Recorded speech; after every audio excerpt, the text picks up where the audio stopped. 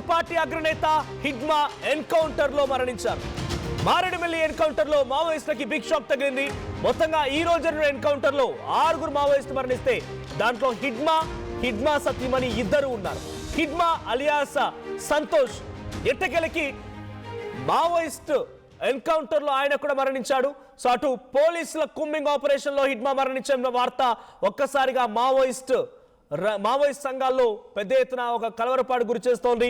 Maoist అగ్రనేతగా Hidma ఉన్నారు. గతంలో ఛత్తీస్గఢ్ అడవుల్లో కూడా ఆయన ఉన్నారనేటువంటి సమాచారం తెలుసుకున్న పోలీసులు కుమ్మింగ్ చేస్తూ వెళ్ళిపోగా 3 గ్రామాలు ఒకటైపోయి బాహుబలి సినిమా తరహాలోనే 3 అంచెల భద్రతతో 3 వ్యూహాల నుంచి ఆయన దాడి చేసి పోలీసుల ఆర్మీ అండ్ పోలీసుల పైన దాడి చేసి కొన్ని వందలాది మంది పోలీసుల మరణాలకు కారణమైన హిడ్మాని ఎట్టకేలకి మారేడుమిల్లి అడవుల్లో పోలీసులు ఎన్కౌంటర్ చేశారు. పోలీసుల కాల్పుల్లో హిడ్మాతో పాటుగా అతని భార్య హేమ కూడా మరణించారు. హిడ్మాపై ₹1,00,00,000 రివార్డు కూడా ఉంది. హిడ్మా భార్య హేమపై ₹50 లక్షల రివార్డు కూడా ఉంది. ఇవాళ ఉదయం అల్లూరు జిల్లా మారేడుమిల్లి టైగర్ జోన్లో ఎన్కౌంటర్లో హిడ్మా మరణించారు.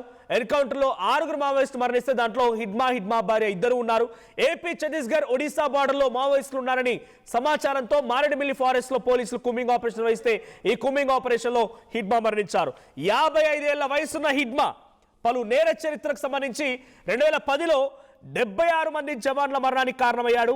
ఏప్రిల్ తాడిమెట్ల దగ్గర జరిగిన ఈ దాడిలో 76 మంది జవాన్లు ఆయన వ్యూహంతో మరణించారు.